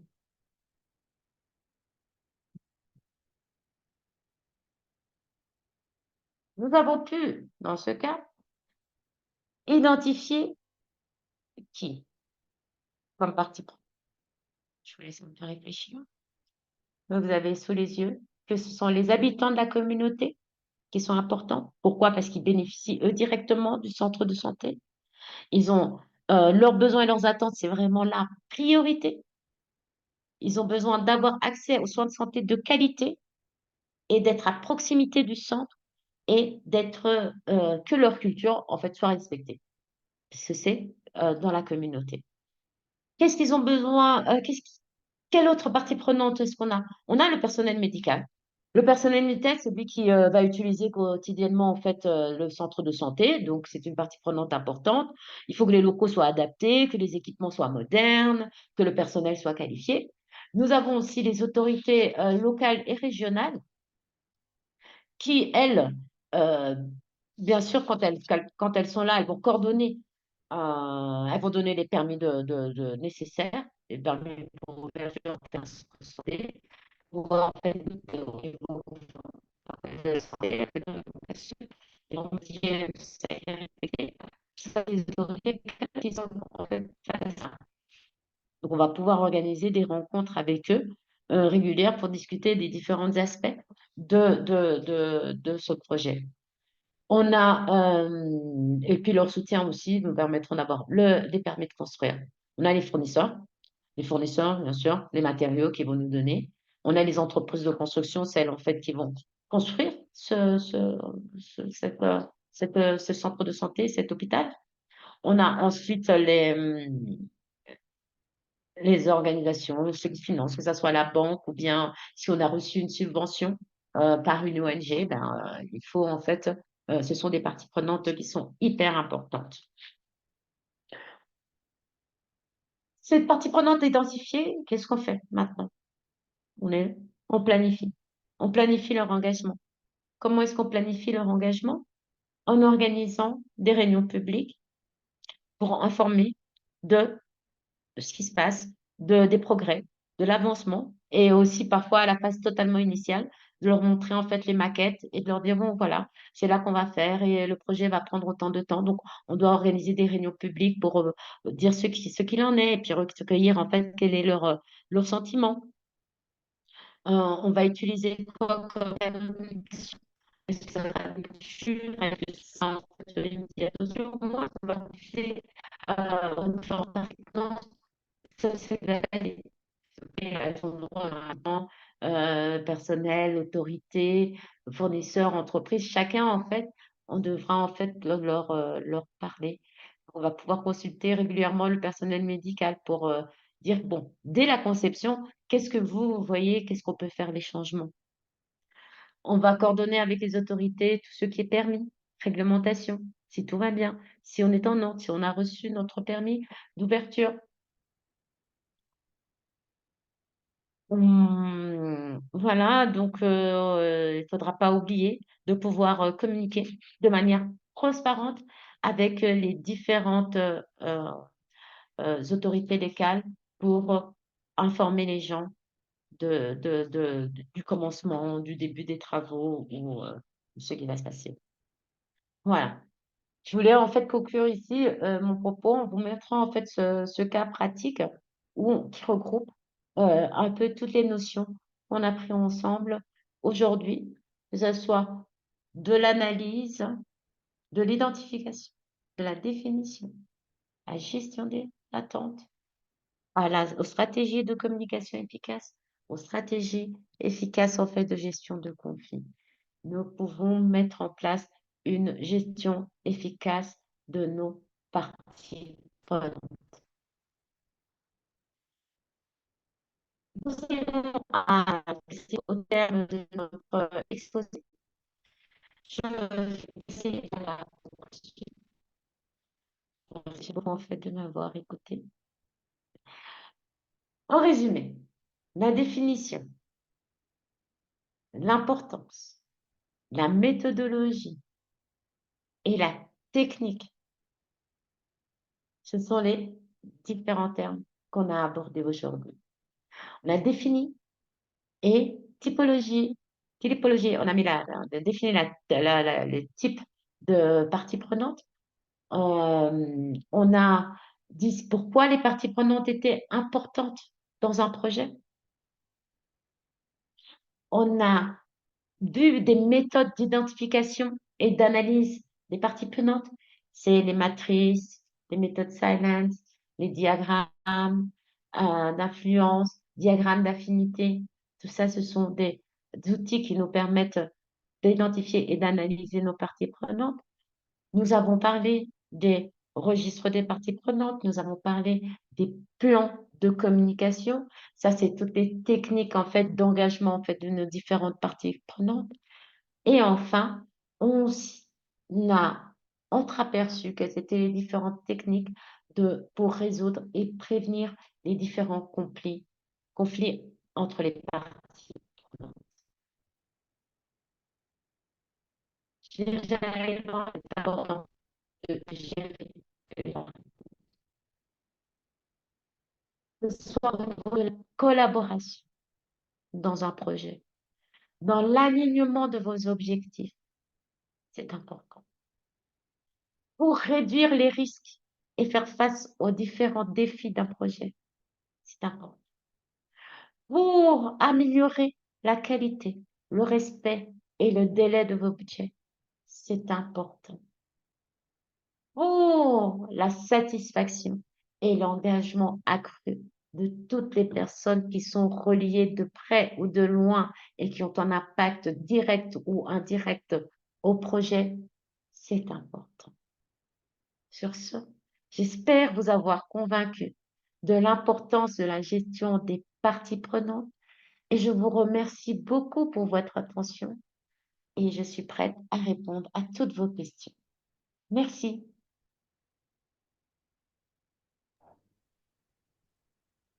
Nathalie, merci beaucoup. Euh, Merci beaucoup pour cet exposé vraiment très enrichissant. En tout cas, c'était très enrichissant, c'était vraiment bien. Et il y a des questions, il y a des questions et je les lis pour toi. Euh, la première question, c'est souvent des parties prenantes sont oubliées en début de projet. On les découvre seulement plus tard en cas de problème. Comment réagir dans ce cas? Excusez-moi, ça avait coupé, il n'y avait pas le son. Est-ce que vous pouvez reprendre la question, s'il vous plaît? Ouais, c'est souvent des parties prenantes sont oubliées en début de projet et on les découvre seulement plus tard. En cas de Mhm. problème, on les découvre seulement plus tard. En cas de problème, comment réagir dans ce cas? Donc, comme on a dit, tout au long du projet, on découvre toujours des nouvelles parties prenantes. Euh, Il y a la mise à jour en fait des parties prenantes. Quand on commence un projet, on va pouvoir se dire, bon, le projet, il va dans ses objectifs, voilà où est-ce qu'on s'en est aligné. On fait en fait notre analyse et puis oui, c'est vrai. Et là, on a oublié une des parties prenantes les plus clés et qu'on vient d'identifier. Il n'y a même pas le projet, ça fait 6 mois que le projet a avancé et maintenant on l'identifie, mais c'est cette personne-là qui est la partie prenante clé. Comment est-ce qu'on fait? On la récupère. Déjà, on communique avec, on regarde si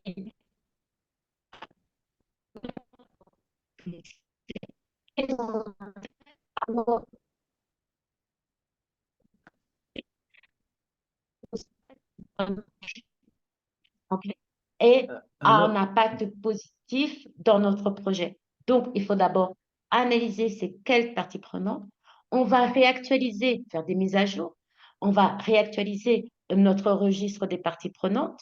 On va changer en fait notre documentation et on va pouvoir utiliser, faire peut-être une réunion pour voir en fait de quelle manière on va impliquer cette partie prenante, on va l'engager dans la suite, le prolongement du projet. Ça vous va? OK, d'accord. Merci pour la réponse. Alors, deuxième question. Comment gérer les parties prenantes dont les intérêts ou les attentes divergent avec les objectifs du projet? Divergent des objectifs du projet. Oui. Dans la gestion de projet, justement, les parties prenantes, c'est important, mais c'est une méthodologie, la gestion de projet.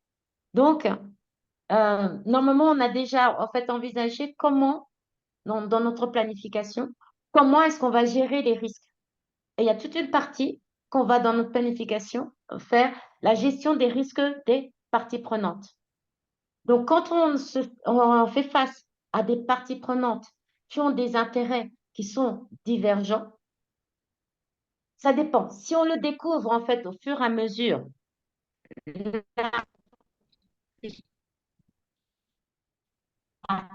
au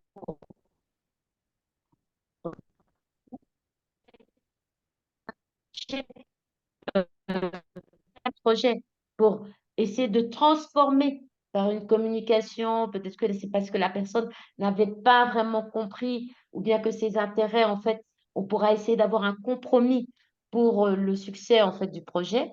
Donc, on va utiliser toutes ces différentes techniques pour faire en sorte que les intérêts soient mutuels. Mais comme je vous ai dit, ça peut arriver que les intérêts divergent, comme j'ai parlé du client et du fournisseur. Si les intérêts sont vraiment irréconciliables, à ce moment-là, on a des techniques comme la médiation, l'arbitrage ou bien la conciliation. OK. Et pour rebondir directement sur ça, il y a une question par rapport à ces techniques. Euh, il y a une personne qui veut savoir la différence entre la médiation et la conciliation.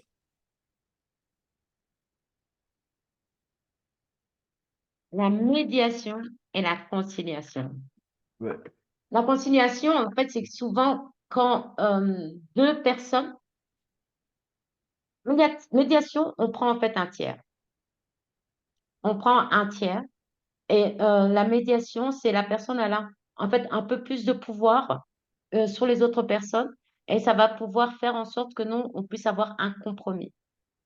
On utilise la conciliation, c'est souvent quand on a besoin de...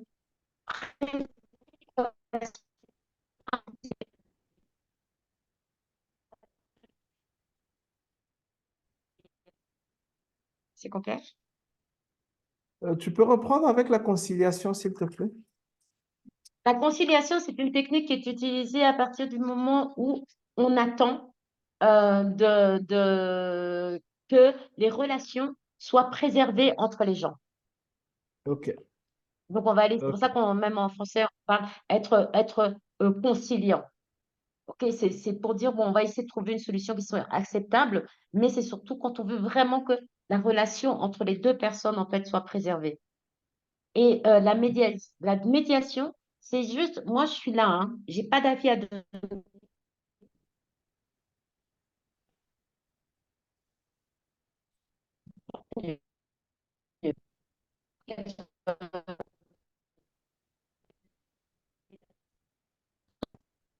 Pas quand d'autres personnes en fait parlent. Donc, c'est des différentes techniques que le médiateur va pouvoir faire. Mais c'est quasi en fait similaire, hein. Ce sont des techniques juste différentes. C'est trouver un terrain d'entente pour la médiation et l'autre, c'est de faire en sorte que nos relations soient préservées. OK. OK. Je regarde s'il y a d'autres questions. Apparemment, on a pu... Ah, il y a la première question à laquelle je pourrais répondre, c'est comment payer l'adhésion. Alors, pour ceux qui aimeraient payer l'adhésion, c'est que tout se passe sur le site du PMI. Tous les paiements se font sur le site du PMI qui est www.pmi.org. Et donc, mais si vous avez des difficultés pour effectuer votre paiement, vous pouvez toujours contacter le chapitre. J'ai partagé le numéro du chapitre et Andrea avait eu à partager aussi les différents contacts du chapitre.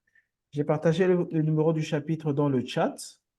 Et donc, toute personne éprouve des difficultés euh, pour payer son adhésion et tout, elle peut contacter le chapitre et le chapitre a une équipe qui pourra l'aider et la guider dans cette procédure. Alors, nous sommes arrivés à la fin. Euh, euh, alors, il y a deux choses, il y a deux choses à communiquer. C'est que le samedi, à partir de 9h30, euh, il y aura la conférence euh, euh, la conférence par rapport au mois de mars, c'est-à-dire le mois dédié à la lutte des droits des femmes. Et cette conférence aura lieu euh, à Odyssey, au Orange Digital Center, qui est sur Willery, juste à côté de l'entrée du Stade des Martyrs. Et donc, pour ceux qui auront le temps, n'hésitez pas à passer. Il y aura, cette conférence au cours de cette conférence, nous aurons trois intervenantes principales et donc n'hésitez pas à passer et à participer à cette conférence. Et donc, et bien sûr, au mois d'avril, le deuxième jeudi du mois d'avril, qui va tomber le 11 avril, nous aurons notre 13e numéro de Think Out of the Box. Think Out of the Box, c'est toujours un numéro, une émission virtuelle organisée par le chapitre, par sa direction des affaires académiques, au cours de laquelle nous recevons un professionnel qui nous parle de son parcours et de ses challenges euh, et de sa carrière et tout ça. Et donc, ce sera le 11 avril à la même heure. Et donc, restez connectés sur les différents canaux du chapitre. Nous sommes présents sur Facebook, sur ex Twitter, sur Instagram et et bien sûr sur LinkedIn, sur LinkedIn. Et donc, n'hésitez pas à nous suivre et à être branchés.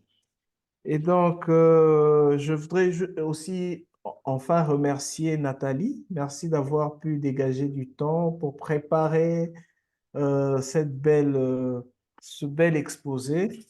Et merci beaucoup. J'espère que ce ne sera pas la dernière fois. J'espère que de temps en temps, nous aurons la chance de t'avoir. Oh, Euh, pardon, mais tu n'avais pas le son, donc je n'entendais pas. Tu peux reprendre, s'il te plaît? Ouais, je disais que j'espère que ce ne sera pas la dernière fois que nous avons la chance de t'avoir. De temps en temps, ça fait du bien de, d'avoir une autre personne que André, parce que c'est André qui est le formateur le plus, le formateur habituel, hein. Mais bon, j'espère que de temps en temps, Mhm. nous pourrons aussi t'avoir avec nous. Et donc, j'aimerais aussi remercier tous les volontaires qui ont permis à ce que cet épisode se réalise, et principalement Andrea qui a présenté le chapitre et le PMI. Merci Andrea, merci à tous les volontaires. Et Nathalie, un dernier mot? Oui. En tout cas, je remercie vraiment le PMI chapitre de m'avoir fait confiance pour ce webinaire. J'espère que ça s'est bien passé. Ben, j'attends vos feedbacks, hein, rétroactions, pour toujours tirer les leçons apprises. Mais c'est vraiment un plaisir de partager les expériences, d'échanger. Et par le PMI, je pense il y a beaucoup.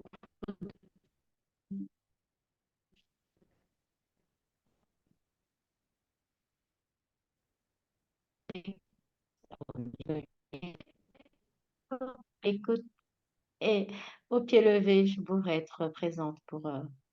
pour faire avancer la cause de la gestion des projets en RDC. Ok. Merci beaucoup et nous nous excusons encore pour les petits soucis de son qui par moment, le son était perturbé par moment. Mais bon, ce sont les aléas de la technique et La donc technologie. de la technologie, ouais. Et merci à tous ceux qui ont, tous ceux qui ont, à tous nos fidèles participants. Merci à tous ceux qui ont pu participer à ce 12e épisode de Focus sur la gestion de projet. Et bonne soirée à tous, ou bonne journée à tous, ça dépend de là où vous vous trouvez.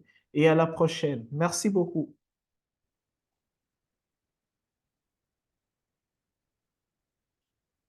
Ok. Au revoir.